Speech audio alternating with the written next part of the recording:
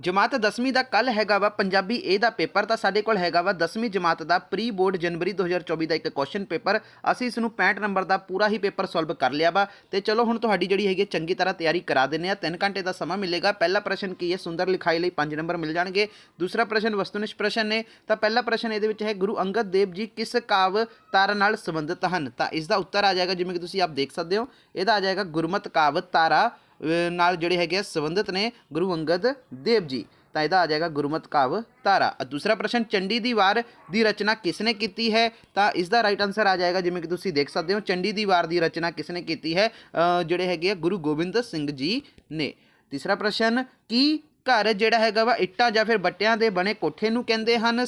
हाँ जी, तो यह जिहड़ा हैगा वा बिल्कुल गलत है, क्योंकि दोस्तों घर इट्टां जां फिर बट्टियां दे बने कोठे नूं नहीं कहंदे हन। ठीक है जी, घर वो थां है जिथे मनुख दा प्यार ते सदरां पलदियां हन। ठीक है जी, तो इत्थे जिहड़ा हैगा वा नहीं आएगा जी, नहीं। अगे रबाब मंगाउण दा बिरतांत लेख दा लेखक कौन है? तो इसका आंसर देख सकते हो तुसीं, रबाब मंगाउण दे बिरतांत दा लेखक जिहड़ा हैगा वा दित सिंह हैगा है। अगला प्रश्न देखो दोस्तों, की इत्थे हाँ जी, तो की है, बागी दी धी कहानी किस कहानीकार दी लिखी हुई है? तो यह तुहाडा प्रश्न है। तो देख लो, बागी दी धी जिहड़ी हैगी आ ਉਹ हैगी आ अपने गुरमुख सिंह मुसाफिर वालों लिखी गई आ। ठीक है जी, गुरमुख सिंह मुसाफिर इस दा राइट आंसर हो जाएगा। अगला अपना प्रश्न देखो, की है कि बई तुहाडा जिहड़ा हैगा वा गुरमुख सिंह मुसाफिर हो गया। हाँ जी, कुल्फी कहानी दे किसे एक पात्र का ना लिखो। कुल्फी कहानी दे किसे एक पात्र का ना लिखो। तो यदा दोस्तों तुसीं लिख सकते हो, कहानीकार, कथावाचक मैं पात्र, काका, कुल्फी वाला, ये सारे जिहड़े हैगे उन्हां दे पात्र ही हैगे आ। अगे दोस्तों, बलवंत गार्गी की किहड़ी कांगी वणगी विच दर्ज है? तो दोस्तों बलवंत गार्गी की जिहड़ी हैगी आ वो बंब केस जिहड़ी हैगी आ दर्ज है। अगे है दोस्तों अपना प्रश्न देखो, की है अगला प्रश्न है अपना, कि समुद्रों पार इकांगी अनुसार बलवंत ढिल्लों हरदेव का की लगदा सी? तो दोस्तों जिहड़ा हैगा वा बलवंत जिहड़ा सीगा अपना बलवंत ढिल्लों वो दोस्त सीगा हरदेव वाजवे दा। तो दोस्त इत्थे हो जाएगा। अगे है समुद्रों पार हो गया। एक होर नवा साल दे कांड 3 का की नाम है? कांड 3 के नाम का जिवें कि तुसीं देख सकते हो, तीजे हिस्से यानी कि जिहड़ा हैगा तीसरा हिस्सा या फिर 3 कांड का नाम जिहड़ा हैगा वा वो शाम है। ठीक है जी, तो अगे है अपना दोस्तों, एक होर नवा साल दे कांड 2 दे किसे एक पुत्र का नाम लिखो या फिर पात्र का नाम लिखो। इत्थे हो सकता वा, अगर पुत्र का तुहानूं पुछया जाएगा तो दोस्तों तुसीं फुमन भी लिख सकते हो। अगर पात्र पूछणगे तो तुसीं तां भी जिहड़ा हैगा फुमन लिख सकते हो। बाकी एक होर है जिवें कि दयाला भी तुसीं लिख सकते हो। ठीक है जी, दयाला जिहड़ा हैगा पात्र है कांड 2 का। ठीक है जी, अगे है दोस्तों, हेठ लिखे काव्य बंदा विचों किसे एक प्रसंग सहित व्याख्या करो। ठीक है जी, आह जिहड़ा तुहाडा दिता होया वा, भागू होया गुरु संत मिलाया। ठीक है जी, आह वाला असीं जिहड़ा हैगा वा तुहाडा लभ लिया वा, आही है ना दोस्तों, भागू होआ गुरु संत मिलाया। तो देखो इसका प्रसंग की है, सब तो पहला यह काव्य टोटा ਸਾਹਿਤ ਮਾਲਾ पुस्तक ਵਿੱਚ दर्ज गुरु अर्जन देव जी की बाणी मेरा मन लोचे गुरदर्शन ताए ਵਿੱਚੋਂ लिया गया है। यह बाणी इस बाणी ਦੇ पहले 3 ਬੰਦਾਂ ਵਿੱਚ ਜਿਹੜਾ ਹੈਗਾ ਵਾ ਗੁਰੂ ਸਾਹਿਬ ਨੇ ਆਪਣੇ ਗੁਰੂ ਪਿਤਾ ਦੇ ਵਿਛੋੜੇ ਤੇ ਚੌਥੇ ਬੰਦ ਵਿੱਚ ਮਿਲਾਪ ਦੀ ਅਵਸਥਾ ਨੂੰ ਬਿਆਨ ਕੀਤਾ ਹੈ। ਚੌਥੇ ਬੰਦ ਦੀ ਇਹਨਾਂ ਸਤਰਾਂ ਵਿੱਚ ਗੁਰੂ ਜੀ ਨੇ ਭਾਗਾਂ ਨਾਲ ਪ੍ਰਾਪਤ ਹੋਏ ਗੁਰੂ ਪਿਤਾ ਦੇ ਮਿਲਾਪ, ਉਸ ਦੀ ਕਿਰਪਾ ਨਾਲ ਹੋਈ ਪ੍ਰਭੂ ਦੀ ਪ੍ਰਾਪਤੀ ਤੇ ਉਸ ਤੋਂ ਮਿਲੀ ਖੁਸ਼ੀ ਨੂੰ ਬਿਆਨ ਕੀਤਾ ਹੈ। ਵਿਆਖਿਆ ਦੇਖੋ ਕੀ ਹੈ, ਗੁਰੂ ਪਿਤਾ ਦਾ ਮਿਲਾਪ ਪ੍ਰਾਪਤ ਹੋ ਜਾਣ ਤੇ ਗੁਰੂ ਜੀ ਫਰਮਾਉਂਦੇ ਹਨ ਕਿ ਇਹ ਬੜੇ ਹੀ ਭਾਗਾਂ ਦੀ ਗੱਲ ਹੈ ਕਿ ਪ੍ਰਭੂ ਨੇ ਗੁਰੂ ਸੰਤਾਂ ਨਾਲ ਮਿਲਾ ਦਿੱਤਾ ਹੈ। ਉਹਨਾਂ ਦੀ ਜਿਹੜਾ ਹੈਗਾ ਸਿੱਖਿਆ ਨਾਲ ਮੈਂ ਵੀ ਅਵਿਨਾਸ਼ੀ ਪ੍ਰਭੂ ਨੂੰ ਆਪਣੇ ਹਿਰਦੇ ਵਿੱਚ ਪਾ ਲਿਆ ਹੈ। ਮੈਂ ਹੁਣ ਹਰ ਸਮੇਂ ਗੁਰੂ ਜੀ ਦੀ ਸੇਵਾ ਹੀ ਕਰਾਂਗਾ ਤੇ ਇੱਕ ਪਲ ਜਾਂ ਫਿਰ ਦੋਸਤੋ ਚਸਾ ਵੀ ਉਹਨਾਂ ਪਾਸੋਂ ਦੂਰ ਨਹੀਂ ਹੋਵਾਂਗਾ। हे ਗੁਰੂ ਜੀ, ਮੈਂ ਆਪ ਦਾ ਦਾਸ ਹਾਂ, ਮੈਂ ਆਪ तो जिहड़ा है कुर्बान जांदा हाँ जिन्हां ने मैनू प्रभु नाल मिलाया है। ठीक है, तो यह तुहाडा जिहड़ा है राइट आंसर हो गया। तो उस तो बाद दोस्तों एक होर है साई जिनादड़े वल। ठीक है जी, आह जिहड़ी सिर्फ उपरली लाइन तुहानूं मैं पढ़ के दस दी है। तो देखो आही है तुहाडा साई जिंदड़ने वल। ठीक है जी, तो आही तुहाडा सेम मिला लो चाहे तुसीं। तो इहदा देखो प्रसंग की है, यह काव्य टोटा शाह हुसैन की लिखी हुई है जो कि ਸਾਹਿਤਮਾਲਾ पुस्तक ਵਿੱਚ साई जिन्हां ਦੇ ਸਿਰਲੇਖ ਹੇਠ दर्ज है। तुसीं इन्ना ही लिखना वा दोस्तों, प्रसंग ज़्यादा नहीं लिखना वा, सिर्फ हुण तुसीं इस तो बाद व्याख्या शुरू कर दिओ। शाह हुसैन इस्त्री रूप ਵਿੱਚ ਕਹਿੰਦਾ ਹੈ ਕਿ ਜਿਨ੍ਹਾਂ ਵੱਲ ਰੱਬ ਆਪ ਹੁੰਦਾ ਹੈ, ਅਰਥਾਤ ਜਿਨ੍ਹਾਂ ਉੱਤੇ ਰੱਬ ਦੀ ਮਿਹਰ ਹੁੰਦੀ ਹੈ, ਉਹਨਾਂ ਨੂੰ ਕਿਸੇ ਦਾ ਗਮ ਡਰ ਜਾਂ ਫਿਕਰ ਨਹੀਂ ਹੁੰਦਾ ਹੈ। ਉਹ ਜੀਵ ਰੂਪ ਇਸਤਰੀਆਂ ਚੰਗੀਆਂ ਹੁੰਦੀਆਂ ਹਨ ਜਿਨ੍ਹਾਂ ਦੇ ਦਿਲ ਵਿੱਚ ਰੱਬ ਇਸ਼ਕ ਦੀ ਜਿਹੜਾ ਹੈਗਾ ਵਾ ਰੱਬੀ ਇਸ਼ਕ ਦੀ ਪੁਰਾਣੀ ਲਗਨ ਹੋਣ ਕਰਕੇ ਉਹ ਰੱਬੀ ਪ੍ਰੇਮ ਤੇ ਪਾਸੇ ਵੱਲ ਲੱਗਦੀਆਂ ਹਨ। ਮੈਂ ਆਪਣੇ ਸਿਰ ਉੱਪਰ ਰੱਬੀ ਇਸ਼ਕ ਦੀ ਟੋਕਰੀ ਚੁੱਕ ਕੇ ਦਰ ਦਰ ਤੇ ਜਿਹੜਾ ਹੈਗਾ ਹੁੱਕਾ ਦਿੰਦੀ ਹੋਈ ਰੱਬੀ ਇਸ਼ਕ ਦਾ ਵਣਜਣ ਜਿਹੜਾ ਹੈਗਾ ਵਣਜ ਕਰ ਰਹੀ ਹਾਂ। ਸਾਈ ਦੇ ਪ੍ਰੇਮ ਵਿੱਚ ਰੰਗਿਆ ਫਕੀਰ ਸ਼ਾਹ ਹੁਸੈਨ ਕਹਿੰਦਾ ਹੈ ਕਿ ਮੈਂ ਇਸ਼ਕ ਦੇ ਜਿਹੜਾ ਹੈਗਾ ਵਾ ਝਰੋਖੇ ਨੂੰ ਲੱਭ ਲਿਆ ਹੈ ਜਿੱਥੇ ਮੈਂ ਆਪਣੇ ਪਿਆਰੇ ਪ੍ਰਭੂ ਦੇ ਦਰਸ਼ਨ ਕਰ ਸਕਦੀ ਹਾਂ। ਠੀਕ ਹੈ ਜੀ। ਅਗਲਾ ਦੇਖੋ ਦੋਸਤੋ, ਹੁਣ ਕੀ ਆਪਣਾ ਕਿ ਕੁਝ ਜਿਹੜਾ ਹੈਗਾ ਵਾ ਕੁਝ ਡਿੱਗਦੀ ਕੁਝ ਢਹਿੰਦੀ ਉੱਠਦੀ ਬਹਿੰਦੀ ਤੇ ਦਮ ਲੈਂਦੀ। ਤਾਂ ਆ ਵੀ ਅਸੀਂ ਲੱਭ ਲਿਆ ਹੈ। ਆ ਦੇਖੋ, ਕੁਝ ਡਿੱਗਦੀ ਤੇ ਕੁਝ ਢਹਿੰਦੀ ਉੱਠਦੀ ਬਹਿੰਦੀ ਤੇ ਦਮ ਲੈਂਦੀ। ਤਾਂ ਦੇਖੋ ਇਹਦਾ ਪ੍ਰਸੰਗ ਸਭ ਤੋਂ ਪਹਿਲਾਂ ਕੀ ਆ ਜਾਏਗਾ ਦੋਸਤੋ? ਪ੍ਰਸੰਗ ਹੈ ਇਹ ਹੈ ਕਿ ਇਹ ਕਾਵਿ ਟੋਟਾ ਸਾਹਿਤਮਾਲਾ ਪੁਸਤਕ ਵਿੱਚ ਦਰਜ ਹਾਸ਼ਮ ਸ਼ਾਹ ਦੀ ਰਚਨਾ ਹੈ। ਕਿੱਸਾ ਸੱਸੀ ਪੁੰਨੂ ਵਿੱਚੋਂ ਇਹ ਲਿਆ ਗਿਆ ਹੈ। ਠੀਕ ਹੈ। ਵਿਆਖਿਆ ਦੇਖੋ ਕੀ ਹੈ। ਤਪਦੇ ਮਾਰਥੂਲ ਵਿੱਚ ਸੱਸੀ ਕੁਝ ਡਿੱਗਦੀ ਢਹਿੰਦੀ ਤੇ ਉੱਠਦੀ ਬਹਿੰਦੀ ਹੋਈ ਦਮ ਲੈ ਕੇ ਜਾ ਰਹੀ ਸੀ। ਇਸੇ ਤਰ੍ਹਾਂ ਲੱਗਦਾ ਸੀ ਜਿਵੇਂ ਕਿ ਕਿਸੇ ਨੇ ਸ਼ਰਾਬ ਦੀ ਜਿਹੜੀ ਕਿ ਟੋਟ ਆ ਗਈ ਹੋਵੇ। ਠੀਕ ਹੈ। ਤੇ ਉਹ ਡਿੱਗਣ ਮਗਰੋਂ ਫਿਰ ਉੱਠਦੀ ਸੀ ਅਤੇ ਅੱਗੇ ਚੱਲ ਪੈਂਦੀ ਸੀ। ਉਹ ਲੱਭ ਰਹੀ ਸੀ ਕਿ ਉਸ ਨੂੰ ਕਿਸੇ ਪਾਸੇ ਪੰਨੂ ਦੇ ਜਿਹੜੇ ਹੈਗੇ ਊਠ ਦਾ ਖੁਰਾ ਮਿਲ ਜਾਵੇ, ਪਰ ਉਸ ਨੂੰ ਜਿਹੜਾ ਹੈਗਾ ਵਾ ਉਹ ਕਿਸੇ ਪਾਸੇ ਮਿਲ ਨਹੀਂ ਸੀ ਰਿਹਾ। ਹਾਸ਼ਮ ਕਹਿੰਦਾ ਹੈ ਕਿ ਇਸੇ ਤਰ੍ਹਾਂ ਜਿਹੜੇ ਪ੍ਰੇਮੀ ਪਿਆਰ ਨੂੰ ਤੋੜਨ ਪਾਉਂਦੇ ਹਨ, ਸੰਸਾਰ ਉਹਨਾਂ ਦੀ ਪ੍ਰੀਤ ਦੇ ਕਿਸੇ ਗਾਉਂਦਾ ਹੈ। ਠੀਕ ਹੈ। ਅਗਲਾ ਆਪਣਾ ਦੇਖੋ ਕੀ ਹੈ ਕਿ ਜੰਗ ਹਿੰਦ ਪੰਜਾਬ ਦਾ ਹੋਣ ਲੱਗਾ। ਜੰਗ ਹਿੰਦ ਪੰਜਾਬ ਦਾ ਹੋਣ ਲੱਗਾ। ਤਾਂ ਦੇਖੋ ਆਹੀ ਹੈ ਜੰਗ ਹਿੰਦ ਦਾ ਹਾਂਜੀ ਆ ਦੇਖੋ ਜੰਗ ਹਿੰਦ ਪੰਜਾਬ ਦਾ ਹੋਣ ਲੱਗਾ। ਤਾਂ ਦੇਖੋ ਪ੍ਰਸੰਗ ਕੀ ਹੈ?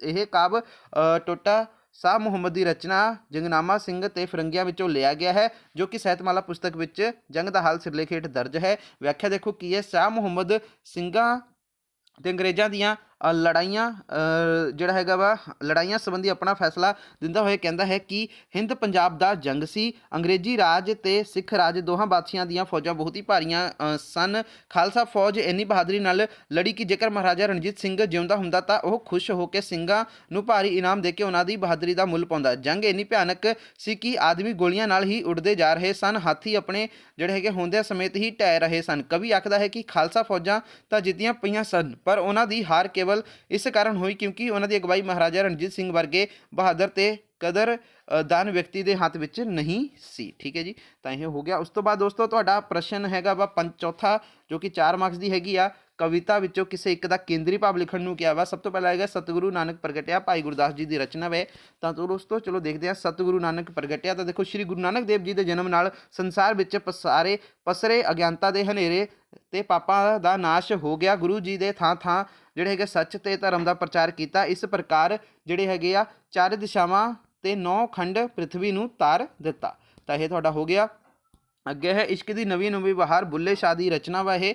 ਤਾਂ ਦੋਸਤੋ ਚਲੋ ਇਹਨਾਂ ਦਾ ਵੀ ਆਹ ਦੇਖਦੇ ਹਾਂ। ਇਸ਼ਕ ਦੀ ਨਵੀਂ ਬਹਾਰ। ਤਾਂ ਦੇਖੋ ਇਸ਼ਕ ਹਕੀਕੀ ਉੱਤੇ ਤੁਰਨ ਵਾਲਾ ਸੂਫੀ ਰੱਬ ਨਾਲ ਇੱਕ ਮਿੱਤਾ ਦੀ ਨਵੀਂ ਬਹਾਦਰ ਦਾ ਆਨੰਦ ਜਿਹੜਾ ਹੈਗਾ ਲੈਂਦਾ ਹੈ ਤੇ ਉਸ ਨੂੰ ਸਾਰੇ ਹੀ ਧਾਰਮਿਕ ਕਰਮ ਕਾਂਡ ਫੋਕੇ ਪ੍ਰਤੀਤ ਹੋਣ ਲੱਗਦੇ ਹਨ। ਉਹ ਆਪਣੇ ਅੰਦਰ ਬਾਹਰ ਹਰ ਥਾਂ ਪਰਮਾਤਮਾ ਵਾਸਾ ਅਨੁਭਵ ਕਰਦਾ ਹੋਇਆ ਉਸ ਨਾਲ ਇੱਕਮਿਕ ਹੋ ਜਾਂਦਾ ਹੈ। ਠੀਕ ਹੈ ਜੀ। ਅਗਲਾ ਹੈ ਆਪਣਾ ਦੇਖੋ ਪ੍ਰਸ਼ਨ ਕੀ ਹੈ? 5ਵਾਂ ਪ੍ਰਸ਼ਨ 5 ਨੰਬਰ ਦਾ ਹੈ। ਹੇਠ ਲਿਖਿਆਂ ਵਿੱਚੋਂ ਕਿਸੇ ਇੱਕ ਦਾ ਸਾਰ ਲਿਖੋ। ਸਭ ਤੋਂ ਪਹਿਲਾਂ ਹੈ ਪ੍ਰਾਰਥਨਾ, ਜੋ ਕਿ ਡਾਕਟਰ ਬਲਬੀਰ ਸਿੰਘ ਦੀ ਰਚਨਾ ਹੈ। ਤਾਂ ਚਲੋ ਦੇਖਦੇ ਹਾਂ ਦੋਸਤੋ ਪ੍ਰਾਰਥਨਾ। ਤਾਂ ਦੇਖੋ ਕੀ ਹੈ ਪ੍ਰਾਰਥਨਾ?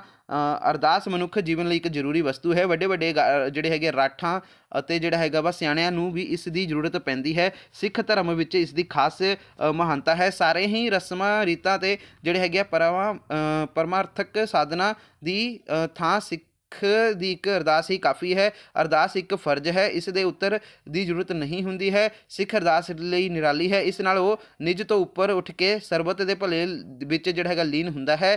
ਇਹ ਉਸ ਦੀ ਚੜ੍ਹਦੀ ਕਲਾ ਦਾ ਸਾਧਨ ਹੈ। ਇਹ ਛੋਟੇ ਤੋਂ ਵੱਡੇ ਹੋਣ ਦੀ ਸਹਿਜ ਸੁਭਾਅ ਯਤਨ ਹੈ। ਅਰਦਾਸ ਮਹਾਰਾਜਾ ਰਣਜੀਤ ਸਿੰਘ ਦੇ ਰੋਹਤਾਸ ਦੇ ਕਿਲੇ ਵਿੱਚ ਕੈਦ ਪਏ ਇੱਕ ਧਾੜਵੀ ਕੈਦੀ ਵਾਂਗ ਵਿਅਕਤੀ ਦੇ ਜੀਵਨ ਦੇ ਚਰਿੱਤਰ ਨੂੰ ਬਦਲ ਕੇ ਰੱਖ ਦਿੰਦੀ ਹੈ। ਅਰਦਾਸ ਮਨੁੱਖ ਨੂੰ ਅਥਾਹ ਆਨੰਦ ਤੇ ਸ਼ਾਂਤੀ ਦਿੰਦੀ ਹੈ। ਉਸ ਨੂੰ ਦੁੱਖ ਸੰਕਟ ਤੇ ਕਸ਼ਟ ਦੁਖਦਾਈ ਪ੍ਰਤੀਤ ਨਹੀਂ ਹੁੰਦੇ ਹਨ। ਇਸ ਕਰਕੇ ਸਾਨੂੰ ਕਦੇ ਕਿਸੇ ਮਨਮਤੀਏ ਦੀ ਇਹ ਗੱਲ ਨਹੀਂ ਮੰਨਣੀ ਚਾਹੀਦੀ ਹੈ ਕਿ ਅਰਦਾਸ ਕਰਨੀ ਵਿਅਰਥ ਹੈ। ਸਾਨੂੰ ਕਦੇ ਵੀ ਕਿਸੇ ਦਿਆਲੂ ਪ੍ਰਭੂ ਨੂੰ ਭੁੱਲਣਾ ਨਹੀਂ ਚਾਹੀਦਾ ਹੈ। ਅੰਤ ਸਭ ਨੇ ਜਿਹੜਾ ਹੈਗਾ ਪਰਮਾਤਮਾ ਦੇ ਦਰਗਾਹੇ ਚਲੇ ਜਾਣਾ ਹੈ, ਜਿੱਥੇ ਜਿਹੜਾ ਹੈਗਾ ਵਾ ਭਲੇ ਬੁਰੇ ਕੰਮਾਂ ਦਾ ਜਿਹੜਾ ਹੈਗਾ ਨਿਸਤਾਰਾ ਹੋਣਾ ਹੈ। ਇਸ ਲਈ ਭਲਾਈ ਇਸ ਗੱਲ ਵਿੱਚ ਹੀ ਹੈ ਕਿ ਅਸੀਂ ਪ੍ਰਾਰਥਨਾ ਦੁਆਰਾ ਜਿਹੜਾ ਹੈਗਾ ਵਾ ਜਗਤ ਪਿਤਾ ਤੋਂ ਆਪਣੇ ਆਪ ਨੂੰ ਬਖਸ਼ੀਏ। ਸਾਨੂੰ ਜਗਤ ਦਾ ਜਿਹੜਾ ਹੈਗਾ ਵਿਹਾਰ ਸ਼ੁੱਧ ਰੱਖਣਾ ਚਾਹੀਦਾ ਹੈ ਤੇ ਮਨ ਕਰਤਾਰ ਵੱਲ ਲਾ ਕੇ ਸਦਾ ਪ੍ਰਾਰਥਨਾ ਕਰਨੀ ਚਾਹੀਦੀ ਹੈ।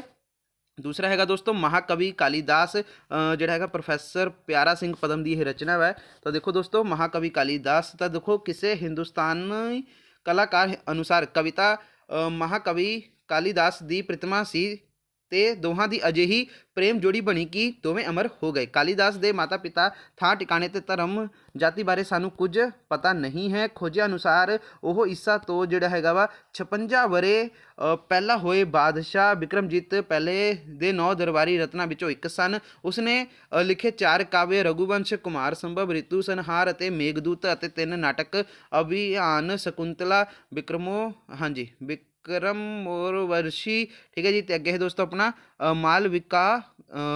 ਮਾਲਵਿਕਾਗ ਨਿਮ੍ਰਿਤ ਪ੍ਰਸਿੱਧ ਹਨ। ਉਂਝ ਉਸਨੇ ਦੋਸਤੋ ਉਸਦੇ ਨਾਮ ਨਾਲ ਜਿਹੜੇ 10-15 ਪੁਸਤਕਾਂ ਹੋਰ ਵੀ ਜੁੜੀਆਂ ਜਾਂਦੀਆਂ ਹਨ ਜੋ ਪ੍ਰਮਾਣਿਤ ਨਹੀਂ ਹੈ। ਉਸਦੇ ਨਾਟਕ ਭਾਰਤੀ ਨਾਟ ਪਰੰਪਰਾ ਅਨੁਸਾਰ ਦੋਸਤੋ ਸੁਖਾਂਤ ਹੈ। ਉਸਦੀ ਕਵਿਤਾ ਕੱਚਾ ਦੁੱਧ ਜੋ ਚਮਤਕਾਰਾਂ ਜਿਹੜਾ ਹੈਗਾ ਵਾ ਦੋਸਤੋ ਉਪਮਾਵਾਂ, ਕਠਾਕਸ਼, ਸੁੰਦਰ ਸੁੰਦਰ ਸ਼ਬਦਾਵਲੀ ਤੇ ਸੰਕੇਤਕ ਬਿਆਨ ਨਾਲ ਭਰਪੂਰ ਹੈ। ਪੂਰੀ ਲੋਕ ਉਸ ਦਾ ਨਾਂ ਕਵਿਤਾ ਦਾ ਸਭ ਤੋਂ ਉੱਚਾ ਮਿਆਰ ਦੱਸਣ ਲਈ ਵਰਤਦੇ ਹਨ ਤੇ ਪੱਛਮੀ ਲੋਕ ਉਸ ਨੂੰ ਹਿੰਦੁਸਤਾਨ ਦਾ ਸ਼ੇਕਸਪੀਅਰ ਵੀ ਕਹਿੰਦੇ ਹਨ। ਸਮੁੱਚੇ ਤੌਰ ਤੇ ਉਸ ਦੀ ਕਵਿਤਾ ਅਮਰ ਹੈ। ਠੀਕ ਹੈ, ਤੇ ਹੁਣ ਦੋਸਤੋ ਆਪਣਾ ਅਗਲਾ ਕੀ ਹੈ 6ਵਾਂ ਪ੍ਰਸ਼ਨ।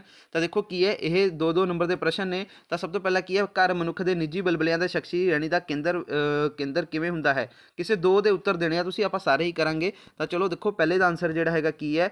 ਤਾਂ ਦੇਖੋ ਦੋਸਤੋ ਘਰ, ਇਹ ਕਥਨ ਬਿਲਕੁਲ ਠੀਕ ਹੈ। ਘਰ ਮਨੁੱਖ ਦੇ ਨਿੱਜੀ ਬਲਬਲਿਆਂ ਤੇ ਸ਼ਖਸੀ ਰਹਿਣੀ ਦਾ ਕੇਂਦਰ ਹੁੰਦਾ ਹੈ, ਜਿੱਥੇ ਉਸਦੇ ਆਚਰਣ ਨੂੰ ਬਣਾਉਣ ਵਿੱਚ ਸਮਾਜਿਕ ਅਤੇ ਮੁਲਕੀ ਆਲੇ ਦੁਆਲੇ ਦਾ ਪ੍ਰਭਾਵ ਕੰਮ ਕਰਦਾ ਹੈ। ਉੱਥੇ ਹੀ ਘਰ ਦੀ ਚਾਰ ਦੀਵਾਰੀ ਅਤੇ ਇਸਦੇ ਅੰਦਰ ਦੇ ਹਾਲਾਤ ਵੀ ਘੱਟ ਕੰਮ ਨਹੀਂ ਕਰਦੇ। ਉਸ ਦੀਆਂ ਰੁਚੀਆਂ ਤੇ ਸੁਭਾਅ ਇਸੇ ਸਾਂਚੇ ਵਿੱਚ ਹੀ ਢਲਦੇ ਹਨ। ਘਰ ਦੇ ਪਿਆਰ ਤੇ ਘਰ ਦੇ ਪਿਆਰ ਤੋਂ ਸਖਣੇ ਮਨੁੱਖ ਕੋਝੇ, ਸੜੀਅਲ ਅਤੇ ਖਿਜੂ ਹੁੰਦੇ ਹਨ, ਜਦ ਕਿ ਘਰ ਵਿਚਲਾ ਸੰਬੰਧੀਆਂ ਦਾ ਪਿਆਰ ਮਨੁੱਖ ਵਿੱਚ ਪਿਆਰ, ਹਮਦਰਦੀ, ਨਿਮਰਤਾ, ਕੁਰਬਾਨੀ ਤੇ ਸੇਵਾ ਦੇ ਗੁਣ ਪੈਦਾ ਕਰਦਾ ਹੈ।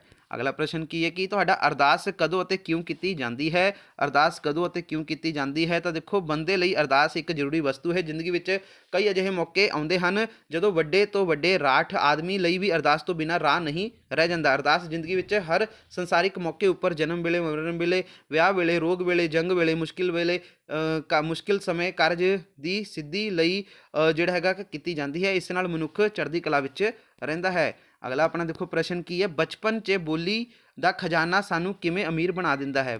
ਠੀਕ ਹੈ ਜੀ, ਤਾਂ ਦੇਖੋ ਆਨਸਰ ਇਹਦਾ ਕੀ ਹੈ, ਬੋਲੀ ਦਾ ਖਜ਼ਾਨਾ ਬਚਪਨ ਦੇ ਚੌਗਿਰਦੇ ਤੋਂ ਹੀ ਜੁੜਨਾ ਸ਼ੁਰੂ ਹੋ ਜਾਂਦਾ ਹੈ। ਬਚਪਨ ਵਿੱਚ ਮਨ ਉੱਤੇ ਜਿਹੜੇ ਚਿੱਤਰ ਲਫ਼ਜ਼ ਸਾਨੂੰ ਭੁੱਲਦੇ ਨਹੀਂ ਤੇ ਮੋਹਰਾਂ ਦਾ ਕੰਮ ਦਿੰਦੇ ਹਨ। ਅਸੀਂ ਇੱਕ ਮੋਹਰ ਨੂੰ ਅਨੇਕਾਂ ਸਿੱਕਿਆਂ ਵਿੱਚ ਵਟਾਉਂਦੇ ਹਾਂ। ਸਾਡੇ ਖਜ਼ਾਨੇ ਦੀਆਂ ਪੇਟੀਆਂ ਛਣਕਣ ਲੱਗ ਪੈਂਦੀਆਂ ਹਨ। ਵੱਡਿਆਂ ਨੂੰ ਬੱਚਿਆਂ ਦੀ ਇਸ ਅਮੀਰੀ ਵਿੱਚ ਵਾਧਾ ਕਰਨ ਵੱਲ ਵਿਸ਼ੇਸ਼ ਧਿਆਨ ਦੇਣਾ ਚਾਹੀਦਾ ਹੈ। ਇਸੇ ਤਰ੍ਹਾਂ ਬਚਪਨ ਵਿੱਚ ਹੀ ਬੋਲੀ ਦਾ ਖਜ਼ਾਨਾ ਸਾਨੂੰ ਅਮੀਰ ਬਣਾ ਸਕਦਾ ਹੈ, ਜਿਸ ਵਿੱਚ ਪਈਆਂ ਲਫ਼ਜ਼ਾਂ ਰੂਪ ਮੋਹਰਾਂ ਨੂੰ ਬਣਾ ਕੇ ਅਸੀਂ ਸਾਰਾ ਜੀਵਨ ਗੁਜ਼ਾਰਦੇ ਹੁੰਦੇ ਹਾਂ। ਠੀਕ ਹੈ ਜੀ, ਚੰਗੇ ਘੜੇ ਹੋਏ ਸ਼ਬਦ ਚਾਲੂ ਸਿੱਕੇ ਵਾਂਗ ਸਾਡੀਆਂ ਸਭ ਫੌਰੀ ਲੋੜਾਂ ਪੂਰੀਆਂ ਕਰਦੇ ਹਨ। ਅਗਲਾ ਆਪਣਾ ਪ੍ਰਸ਼ਨ ਕੀ ਹੈ, ਪੁਰਾਣੇ ਸਮੇਂ ਵਿੱਚ ਭਲਵਾਨ ਕਿਵੇਂ ਪਿੰਡ ਉੱਤੇ ਫਤਿਹ ਪ੍ਰਾਪਤ ਕਰਦੇ ਸਨ। ਤਾਂ ਦੋਸਤੋ ਇਹਦਾ ਆਨਸਰ ਦੇਖੋ ਕੀ ਹੈ ਕਿ ਆ ਰਿਹਾ ਇਹਦਾ ਆਨਸਰ। ਇਹਦਾ ਆਨਸਰ ਦੇਖੋ ਦੋਸਤੋ ਕੀ ਹੈ, ਪੁਰਾਣੇ ਸਮੇਂ ਵਿੱਚ ਪਹਿਲਵਾਨ ਢੋਲ ਵਾਲੇ ਨੂੰ ਲੈ ਕੇ ਦਿਗਵਿਜੇ ਦਾ ਝੰਡਾ ਫੜ ਕੇ ਦੋਸਤੋ ਉਹ ਇੱਕ ਪਿੰਡ ਨੂੰ ਫਤਿਹ ਕਰਦੇ ਅਤੇ ਅਗਲੇ ਪਿੰਡ ਉੱਤੇ ਚੜ੍ਹਾਈ ਕਰ ਦਿੰਦੇ। ਉਹਨਾਂ ਦੇ ਨਾਲ ਮੁੰਡਹੀਰ ਦੇ ਕਈ ਪੱਠੇ ਚਾਂਬਲੇ ਹੁੰਦੇ। ਠੀਕ ਹੈ ਜੀ, ਜਿਸ ਪਿੰਡ ਉਹ ਪੁੰਜਦੇ ਉੱਥੇ ਦੇ ਲੋਕਾਂ ਲਈ ਉਹਨਾਂ ਦਾ ਸਵਾਗਤ ਕਰਨਾ ਜ਼ਰੂਰੀ ਹੁੰਦਾ ਹੈ। ਫਿਰ ਉਹ ਝੰਡਾ ਗੱਡ ਦਿੰਦੇ। ਜੇਕਰ ਕੋਈ ਉੱਥੇ ਜ਼ੋਰ ਵਾਲਾ ਹੈ ਤਾਂ ਉਹਨਾਂ ਨਾਲ ਘੁਲ ਲਵੇ। ਠੀਕ ਹੈ ਜੀ, ਤਾਂ ਇਹ ਤੁਹਾਡਾ ਆਨਸਰ ਹੋ ਗਿਆ।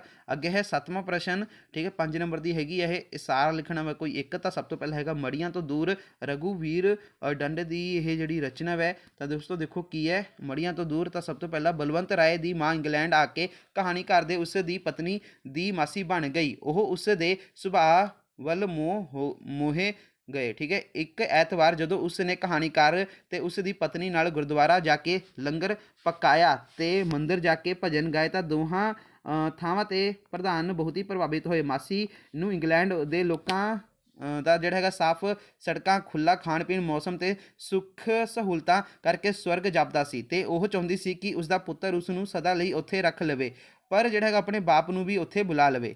ਇਸ ਤੋਂ ਕੁਝ ਸਮੇਂ ਮਗਰੋਂ ਕਹਾਣੀਕਾਰ ਨੂੰ ਮਾਸੀ ਦੇ ਟੈਲੀਫੋਨ 'ਤੇ ਬੁਲਾ ਕੇ ਕਿਹਾ ਕਿ ਉਹ ਬਲਵੰਤ ਨੂੰ ਆਖ ਕੇ ਉਸ ਨੂੰ ਛੇਤੀ ਤੋਂ ਛੇਤੀ ਜਿਹੜਾ ਹੈਗਾ ਵਾ ਇੰਡੀਆ ਭਿਜਵਾ ਦੇਣ, ਕਿਉਂਕਿ ਇਹ ਪੁੱਤਰ ਨੂੰ ਤੇ ਪੋਤਿਆਂ ਦੇ ਜਿਹੜਾ ਹੈਗਾ ਵਾ ਆਪਣਤ ਮੋਹ ਤੇ ਗੱਲਬਾਤ ਦੀ ਸਾਂਝ ਤੇ ਜਿਹੜਾ ਹੈਗਾ ਵਾ ਤੋਂ ਸੱਖਣੇ ਜੀਵਨ ਤੋਂ ਬੁਰੀ ਤਰ੍ਹਾਂ ਨਿਰਾਸ਼ ਹੋ ਚੁੱਕੀ ਹੈ। ਉਹ ਮੜੀਆਂ ਤੋਂ ਵੀ ਜਿਹੜੀ ਹੈਗੀ ਬਦਤਰ ਇਸ ਜੀਵਨ ਵਿੱਚੋਂ ਜਲਦੀ ਤੋਂ ਜਲਦੀ ਬਾਹਰ ਨਿਕਲਣਾ ਚਾਹੁੰਦੀ ਹੈ। ਠੀਕ ਹੈ ਜੀ, ਤਾਂ ਇਹ ਤੁਹਾਡਾ ਇਹ ਹੋ ਗਿਆ।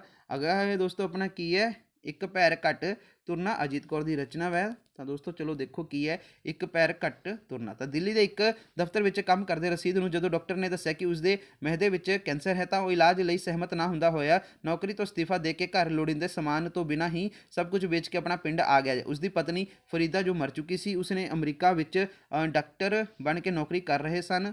ਠੀਕ ਹੈ ਜੀ, ਤੇ ਆਪਣੇ ਇੱਕ ਪੁੱਤਰ ਅਸਲਮ ਨੂੰ ਵੀ ਪਤਾ ਨਾ ਦਿੱਤਾ। ਉਸਨੇ ਘਰ ਨੇੜੇ ਕੁਝ ਗੁਲਾਬ ਦੇ ਪੌਦੇ ਲਾਏ ਤੇ ਕੁਝ ਕਬੂਤਰ ਪਾਲ ਲਏ। ਉਹ ਜਿਹੜਾ ਹੈਗਾ ਵਾ ਉਹ ਚੁਗਦੀਆਂ ਚਿੜੀਆਂ ਤੇ ਕਲੋਲਾ ਕਰਦੇ ਕਬੂਤਰਾਂ ਨੂੰ ਦੇਖ ਕੇ ਅਨੁਭਵ ਕਰਦਾ ਕਿ ਦਫ਼ਤਰ ਦੇ ਕੰਮਾਂ ਤੇ ਸੰਬੰਧੀਆਂ ਦੀਆਂ ਖੁਸ਼ੀਆਂ ਗਮੀਆਂ ਵਿੱਚ ਰੁੱਝ ਉਹ ਜਿਹੜਾ ਹੈਗਾ ਵਾ ਕੁਦਰਤ ਦੇ ਆਨੰਦ ਤੋਂ ਵਾਂਝਾ ਰਿਹਾ।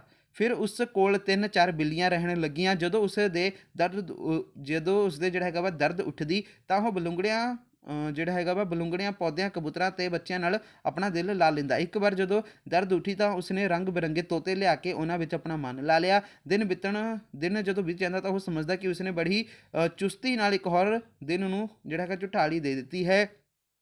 ਰਾਤੀ ਤਾਰੇ ਉਸ ਨੂੰ ਗੱਲਾਂ ਕਰਦੇ ਪ੍ਰਤੀਤ ਹੁੰਦੇ। ਅੰਤ ਇੱਕ ਦਿਨ ਉਸਨੇ ਗੁਆਂਢੀਆਂ ਦੇ ਮੁੰਡੇ ਤੋਂ ਪਤੰਗ ਤੇ ਡੋਰ ਮੰਗਵਾ ਲਈ। ਉਸ ਦੇ ਹੱਥ ਵਿੱਚ ਫੜਾ ਕੇ ਜਦੋਂ ਉਸਨੇ ਰਸੀਦ ਨੇ ਪਤੰਗ ਨੂੰ ਹੁਲਾਰਾ ਦਿੱਤਾ ਤਾਂ ਉਸਦੇ ਭਿਆਨਕ ਦਰਦ ਉੱਠੀ, ਮੂੰਹ ਵਿੱਚੋਂ ਲਹੂ ਨਿਕਲਿਆ ਤੇ ਉਹ ਮਰ ਗਿਆ। ਠੀਕ ਹੈ ਜੀ, ਤਾਂ ਇਹ ਤੁਹਾਡਾ ਜਿਹੜਾ ਹੋ ਗਿਆ। ਉਸ ਤੋਂ ਬਾਅਦ ਦੋਸਤੋ ਆਪਣਾ ਦੇਖੋ ਹੁਣ ਕੀ ਹੈ ਕਹਾਣੀ।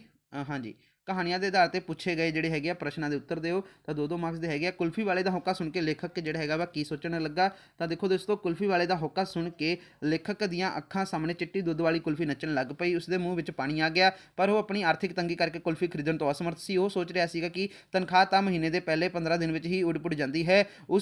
ਉਹ ਜਿਹੜਾ ਹੈਗਾ ਪੈਸੇ ਦੀ ਤੰਗੀ ਨੂੰ ਹਵਾਲਾਤ ਦੀ ਤੰਗੀ ਤੋਂ ਵੀ ਜਿਹੜਾ ਹੈਗਾ ਭੈੜੀ ਮਹਿਸੂਸ ਕਰ ਰਿਹਾ ਸੀ। ਅੱਗੇ ਹੈ ਅਮਰੀਕ ਸਿੰਘ ਨੂੰ ਆਪਣੇ ਘਰਦਿਆਂ ਨਾਲ ਕਿਸ ਗੱਲ ਦਾ ਇਤਰਾਜ਼ ਸੀ। ਤਾਂ ਦੇਖੋ ਅਮਰੀਕ ਸਿੰਘ ਨੂੰ ਘਰਦਿਆਂ ਨਾਲ ਇਸ ਗੱਲ ਦਾ ਇਤਰਾਜ਼ ਸੀ ਕਿਉਂਕਿ ਉਸਨੇ ਆਪਣੇ ਪਿਓ ਦੁਆਰਾ ਕੀਤੀਆਂ ਬਹੁਤ ਸਾਰੀਆਂ ਮਾੜੀਆਂ ਗੱਲਾਂ ਲੁਕਾ ਕੇ ਰੱਖੀਆਂ ਸਨ। ਤੀਸਰਾ ਪ੍ਰਸ਼ਨ, ਕਰਤਾਰ ਸਿੰਘ ਦੇ ਛੋਟੀ ਉਮਰੋਂ ਹੋਈ ਦੁਨੀਆ ਤੋਂ ਤੁਰ ਜਾਣ ਦੇ ਕੀ ਕਾਰਨ ਸਨ। ਤਾਂ ਦੇਖੋ ਆਨਸਰ ਕੀ ਇਹਦਾ, ਕਰਤਾਰ ਸਿੰਘ ਦੇ ਛੋਟੀ ਉਮਰ ਹੀ ਦੁਨੀਆ ਤੋਂ ਤੁਰ ਜਾਣ ਦੇ ਉਸਦੇ ਕਾਰਨ ਵੈਲ ਸਨ। ਠੀਕ ਹੈ ਜੀ, ਪਹਿਲਾਂ ਉਹ ਸ਼ਰਾਬ ਪੀਂਦਾ ਤੇ ਫਿਰ ਅਫੀਮ ਅਤੇ ਨਸ਼ਿਆਂ ਦੀਆਂ ਗੋਲੀਆਂ ਖਾਣ ਲੱਗਾ। ਉਹ ਨਸ਼ਾਵਾਰ ਬੀੜਾ ਜਿਹਾ ਵੀ ਲੈਂਦਾ ਸੀ, ਇਸ ਕਰਕੇ ਉਸ ਦੀ ਮੌਤ 'ਤੇ ਅਫਸੋਸ ਕਰਨ ਆਏ ਲੋਕ ਕਹਿੰਦੇ ਸਨ ਉਹਨੂੰ ਲੈ ਬੈਠੇ ਉਹਦੇ ਵੈਲ।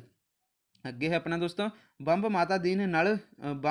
ਨੂੰ ਮਾਤਾ ਦੀ ਨਾਲ ਕਿਸ ਗੱਲ ਦੀ ਈਰਖਾ ਸੀ। ਤਾਂ ਦੇਖੋ ਆਨਸਰ ਇਹਦਾ ਕੀ ਹੈ, ਬੰਬ ਨੂੰ ਮਾਤਾ ਦੀ ਨਾਲ ਈਰਖਾ ਨਹੀਂ ਸਗੋਂ ਗੁੱਸਾ ਤੇ ਨਫ਼ਰਤ ਸੀ, ਕਿਉਂਕਿ ਉਹ ਉਸਦੇ ਰਾਤਬ ਵਿੱਚੋਂ ਚੋਰੀ ਕਰਦਾ ਸੀ ਤੇ ਉਸ ਤੋਂ ਜਿਹੜਾ ਹੈਗਾ ਉਸਦਾ ਜਿਹੜਾ ਹੱਕ ਖੋਦਾ ਜਾ ਰਿਹਾ ਸੀ। ਉਸ ਨੂੰ ਇਸ ਗੱਲ ਨਾਲ ਈਰਖਾ ਜ਼ਰੂਰ ਸੀ ਕਿ ਮਾਤਾ ਦਿਨ ਦੇ ਵਿਤਕਰੇ ਕਾਰਨ ਮਹਾਰਾਜ ਦੇ ਸ਼ਿਕਾਰ ਖੇਡਣ ਲਈ ਜਾਣ ਸਮੇਂ ਉਸ ਦੀ ਥਾਂ ਹੋਰ ਹਾਥੀ ਨੂੰ ਮਿਲ ਗਈ ਸੀ। ਠੀਕ ਹੈ ਜੀ, ਤੇ ਉਸ ਤੋਂ ਬਾਅਦ ਆਪਣਾ ਅਗਲਾ ਦੇਖੋ ਕੀ ਹੈ ਤੁਹਾਡਾ, ਹੇਠ ਲਿਖੇ ਪਾਤਰਾਂ ਵਿੱਚੋਂ ਕਿਸੇ ਇੱਕ ਪਾਤਰ ਦਾ ਜਿਹੜਾ ਹੈਗਾ ਚਿੱਤਰਣ ਕਰੋ। ਤਾਂ ਵਜ਼ੀਰਾ ਤੇ ਮਰਸੀ। ਤਾਂ ਦੇਖੋ ਇਕਾਂਗੀ ਬੰਬ ਕਿਸ ਦਾ ਵਾ, ਵਜ਼ੀਰਾ। ਮਰਸੀ ਹੈਗਾ ਵਾ ਸਮੁੰਦਰੋਂ ਪਾਰ ਦਾ। ਸਭ ਤੋਂ ਪਹਿਲਾਂ ਆਪਾਂ ਦੇਖ ਲੈਂਦੇ ਹਾਂ ਦੋਸਤੋ ਵਜ਼ੀਰੇ ਦਾ।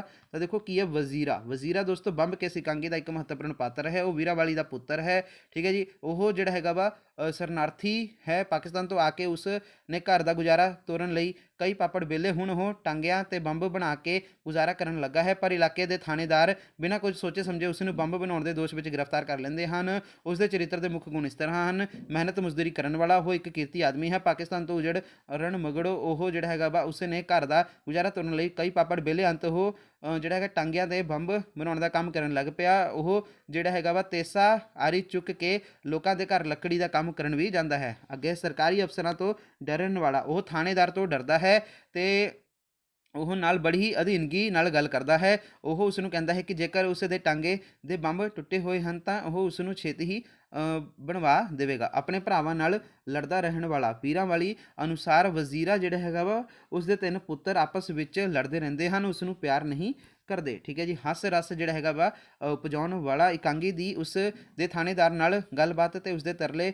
ਇਕਾਂਗੀ ਵਿੱਚ ਹੱਸ ਰਸ ਪੈਦਾ ਕਰਦੇ ਹਨ ਤੇ ਥਾਣੇਦਾਰ ਨੂੰ ਵਿਅੰਗਮਈ ਚਿੱਤਰ ਨੂੰ ਜਿਹੜਾ ਹੈਗਾ ਵਾ ਖੂਬ ਉਘਾੜਦੇ ਹਨ। ਤੇ ਅੱਗੇ ਹੈ ਦੋਸਤੋ ਆਪਣਾ ਮਰਸੀ। ਤਾਂ ਦੋਸਤੋ ਮਰਸੀ ਦਾ ਸਾਨੂੰ ਪਾਤਰ ਚਿੱਤਰਨ ਲੱਭ ਨਹੀਂ ਪਾਇਆ, ਉਹਦੇ ਬਾਰੇ ਥੋੜੀ ਜਿਹੀ ਗੱਲਾਂ ਸਾਨੂੰ ਲੱਭੀਆਂ ਨੇ, ਦਿਖਾ ਦਿੰਦੇ ਆ ਤੁਹਾਨੂੰ। ਤਾਂ ਦੇਖੋ ਦੋਸਤੋ ਮਰਸੀ ਬਾਰੇ ਨਾ ਥੋੜਾ ਜਿਹਾ ਹੀ ਸਾਨੂੰ ਪਤਾ ਲੱਗਿਆ, ਪ੍ਰॉपर ਉਹਦਾ ਪਾਤਰ ਚਿੱਤਰਨ ਨਹੀਂ ਮਿਲਿਆ। आप लोग सब जानते हो कि जिमें कि मर्सी है, देखो आप लोग सब जानते हो, सब धोखेबाज हो, तुम लोगों का साथ करने वाला इडियट है, तुम लोग खोल हाँ जी खेल तमाशा समझते हो।